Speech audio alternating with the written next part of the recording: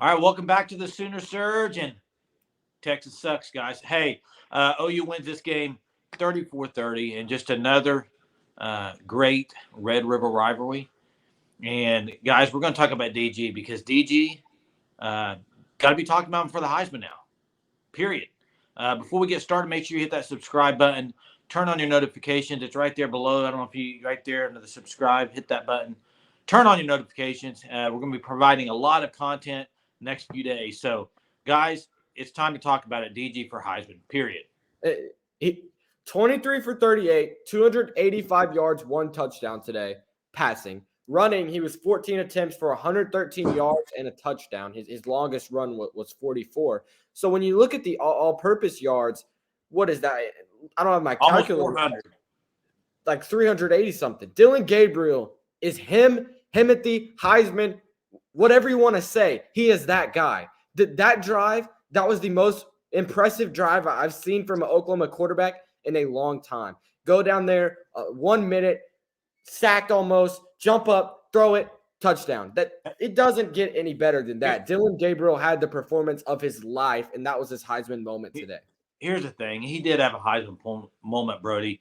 And I'm not saying he's going to win the Heisman, but you got to talk about it. You got to talk about him going to New York because, listen, there's great quarterbacks in the Pac-12 right now with Bo Nix, Caleb Williams, Penix, Washington. Yeah, there's a lot of guys up there. But Dillon Gabriel, if you look at OU's schedule coming up, he's going to put up big numbers. They're going to keep winning. They should, right? And if they are undefeated, going, I mean, he's got to be in the top. Right now, no one deserves it more than him. You're right. I mean, the guy had blood on his uniform, ripped a freaking hole in his hand. He's dripping blood. He's not coming out of the game. The fact that he ran the ball 14 times, if you would have told me Dillon Gabriel was going to rush for over 100 yards on 14 attempts, I would have thought you would outside your ever-loving mind, but he did it, and that goes to show how bad he wanted this game, guys. He started off sluggishly. Let's be honest. The way he started was like, oh, no. Yeah. This could be something that we've seen before. He buckled down. He made play after play after play in big moments. That's what Heisman hopefuls do. He is on the Heisman short list. Now he's just not on the long list. He's on the short list. There's only a few guys that you could consider maybe even close to being ahead of him. If you go look at his season numbers, again, another game without an interception. He's scoring touchdowns and he's not throwing interceptions and he's taking some risks and he's running the ball and he's getting hit and he's playing with blood on his jersey and he's got grit and he's the leader we thought he was maybe. He's doing it all. The players are rallying around the guy, all the things you want in a QB. Hey, and as much talk before the game as who's OU played, right? Well, they went up against a really good defense and he performed, right? And also the other guy on the other side of the field, the other team had a lot of talk about him being in the Heisman talk before the game. He had 3 turnovers today. 3 turnovers. Gabriel had none. Gabriel had 0. So, and Teddy Lehman got a lot of backlash for his comment about Quinn Ewers being, I think he said average or whatever, and he thought maybe OU had the advantage at quarterback. Dillon Gabriel outplayed Quinn Ewers, bar none. Quinn Ewers was really good, though. I mean, Quinn Ewers has – look, if you want to go by strictly arm strength, of course Quinn Ewers is better. He's got a heck of an arm. He can sling it. He can flick it very quickly. But what we saw, Sooner fans saw from Dillon Gabriel after last season, some plays that he didn't make. That one to Gibson that you could have said maybe he got interfered with. That was a dime late in the game. I was about to say Quinn Ewers didn't make any throw today that looked like that. Or maybe I just didn't see it. But Gabriel, and here's the thing. When you go play like that in the biggest game of the season so far, the biggest game of his life, right? When he plays like that, I mean, how's he going to play against UCF? Like, his confidence has to be through the roof right now. And I think now once you go out there and you play it like he did today, and he's like, oh, I played like that, it's got to boost his confidence and take his play to the next level. The past 2 weeks he's played with a different type of swagger.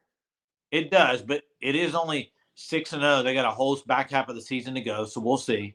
Can't get You know, they've been doing one game at a time the whole time, so you got to keep it under wraps here. But listen, I want to ask this question. I'd love the viewers to comment and be honest about it. I know as Sooner fans, sometimes we bleed that crimson and cream, and I want you two to be honest with me too. Minute 11 left on the clock. They're showing Dillon Gabriel on the sideline. Woody Washington's trying to get them pumped up, ready to go. How many of you seriously thought of over 50% that they were going to go down there and get a field goal? Like, how confident were you? I was confident OU was going to get in field goal range. I was not confident that the kick would be made. I thought the game would either go into overtime or OU would lose on a missed field goal. I thought they would get there. And, hey, going back to Woody Washington, that moment was amazing. The fact that the defense, right, getting over there. I mean, the leadership on this team is unbelievable across the board, guys, from the top at BV all the way through the players, how many leaders they have. They work for each other. The offense has the defense's back and vice versa. And Dillon Gabriel was unbelievable, better than probably anyone thought he would be. And he's not going to sleep on the next game against UCF. That's his former team. He's got a little bit. He's going to have that edge again not next week, but on the 21st. So I think we're going to see another elite Dillon Gabriel performance. And guys, maybe from one Heisman to another. How about Baker Mayfield talking to DG the night before? That kudos, Baker. I mean, just hey, it rubs off on you, dude. Baker rubs off on you. I'm sorry, he does. You saw a little bit of Baker in Dillon Gabriel today, I thought, with his scrambling ability. And actually, I thought of Josh Heupel, too, just because the lefty quarterback inside the pocket obviously was running way better. Probably, I mean, he ran better than Baker did. Hey, what about another thing we're not talking about DG is the drive before the half.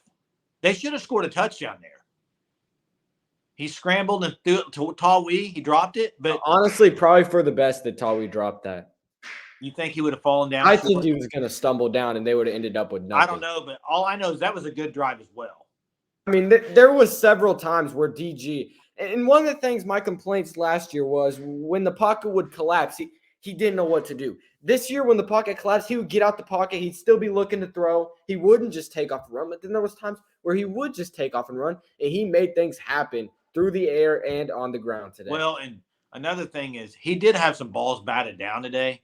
But he did throw the ball better down the middle of the field. Stogner a few times, Stoops on that last drive down the middle of the field. So I think that was better. Well, here's what we know. Dillon Gabriel is him. He's going to be on the Heisman list. Drop your comments, guys, on where you would rank him right now in the Heisman watch list. Great performance. Epic performance of a lifetime. Legend. Cannot wait to see your comments. Be part of the Sooner Surge here. Click the subscribe button. Till next time, boys. Boomer.